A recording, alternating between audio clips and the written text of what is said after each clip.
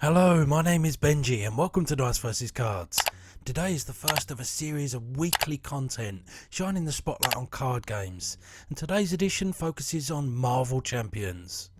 So to kick things off, we're going to talk about the basics of deck building, both how to build a legal deck and some key guiding principles that you'll want to apply. Future videos will then turn their attention to specific heroes, highlighting both their strengths and weaknesses and providing a sample deck for beginners that will allow you to upgrade the deck that comes in the box. Alas, that discussion is for another day. Let's go deck building. We begin with a whistle-stop tour of what has to be in a deck and what restrictions apply. So first things first, you need a minimum of 40 cards and a maximum of 50. My advice to you is to stick with the tried and tested formula in all deck construction games of keeping to the minimum. The primary reason for that is no matter which way you swing it, there are some cards that are better than others, both in general and in terms of whatever game plan you're trying to achieve. So the less cards in your deck, the more likely you are to draw the good ones. That's about as simple as I can make it. The only real upside to a 50 card deck is that you'll exhaust your pile of cards at a slower rate and therefore will draw encounter cards less frequently. But, and just trust me on this one, the upside is not greater than the downside of that little equation. We then need to talk about card quantities, which is easy as 1, 2, 3. That's right, you can only have one of each unique card in your deck, and they look a little something like this. You can only have 2 of certain cards as prescribed in plain text on the front. And finally, 3 is the maximum number you can include of any other card. So with that out of the way, we have one more pit stop to make before we can get started in earnest. Yep, you need to pick yourself a hero. Kill surprise. As I'm sure you're aware, you've got 5 choices in the card box, but almost each and every month we're seeing a new character brought to your list of possible avatars. So as with all things Dice vs Cards, my advice is play what you like the look of. Worry about min-maxing and the stress of winning or losing another day. So once you've picked your alter ego, you'll find that the game has imposed its own decisions on you, in that each and every hero will come with its own set of 15 character specific cards that you cannot mess with, tamper with or otherwise play around with. Those are the first names on the team sheet whether you like it or not. So that leaves us with 25 ways to exercise our free will and express our inner deck builder. First things first though, you have another decision to make. Seriously? That's the second time you said first things first and you just got done talking about free will. Now you're going to tell us we have to pick one of the 4 aspects: justice, leadership, aggression and protection to limit our card pool even further? Actually that's exactly what I was going to say, thanks very much.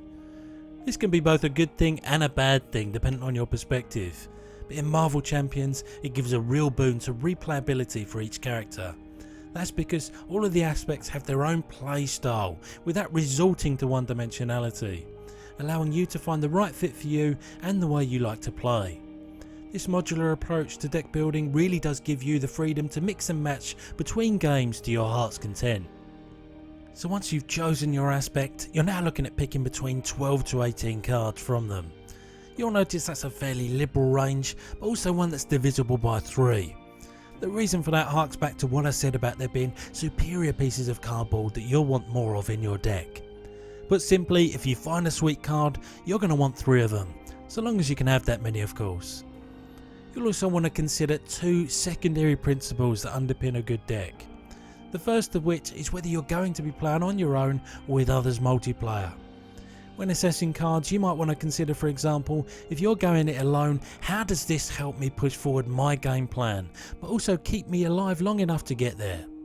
These 2 are good examples of that, and that's why you'll always need a sprinkling of survivability cards in a solo deck. Whereas the same can be said for support cards when playing in a group.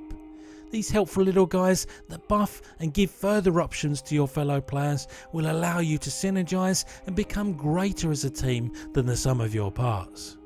The same can be said for the inclusion of allies in your deck. Whilst you can only have a maximum of 3 in play at any given time, your non-player buddies are going to inherently increase the number of actions you can take each turn. As well as having their own special abilities, they also have the option to act as a meat shield should your hero's life total start to look a little bit ropey. So what makes a good card? Well, that's the golden question, of course, but it's not one we're going to go into in too much detail in this video. This is a discussion, or sermon more like, that could go on for hours and hours. So instead, I holler at you just two words: cost effectiveness. As I'm sure you're aware, each card you play has a cost, and quite clearly, you want to get the most bang for your buck, like in most walks of life. So what you first need to do is highlight what you think might be a perfectly average card and use that as a baseline to assess cost moving forward. A couple of examples of this would be Mockingbird. It gives you 1 damage, 1 thwart and 3 health for 3 resources, whilst she also brings a decidedly useful enter the battlefield ability as a cherry on top. A direct damage event like Haymaker is a largely inspiring basic card, but it can also give you a baseline for damage dealing. Here you get to apply 3 damage to a target of your choice for 2 resources. Now, not all comparisons are created equal, but if you start to learn and apply this principle, you're already halfway there to being a consummate deck builder. You'll also want to cast your BDI over the one card you start every game with, your alter ego card. What does it and its hero side bring to the party in terms of base stats and extra abilities, and how can you formulate a game plan around that? Some may simply give you extra resources or card draw, precipitating a more open-minded and flexible game plan, but others might suggest a more direct approach to each game, focusing on doing as much damage as quickly as possible. You then want to focus on cards that will support that game plan, but also when necessary bolster some of your hero's inherent weaknesses. Perhaps your health pool is a little on the low side, so you might want to find ways to buff it. Or your thwart characteristic is too low to reliably stimmy the boss's scheming, and so you'll need cards to ensure you're able to keep on top of that. Whatever you do though, don't forget to scan those compulsory hero cards. We talked about 2 average cards earlier to use as a baseline. Well, you'll invariably find above average and excellent cards accompanying your heroes that do a much better job than those found in the aspects and the basic card pool. So factor in whether duplication of those is absolutely necessary, or whether they encourage more variety across the length and breadth of your deck. So let's recap then. There's 15 cards taken by your Greedy Guts hero, 12 to 18 cards by the I'm a Little Snowflake aspect cards, which leaves just enough room for 7 to 13 basic cards.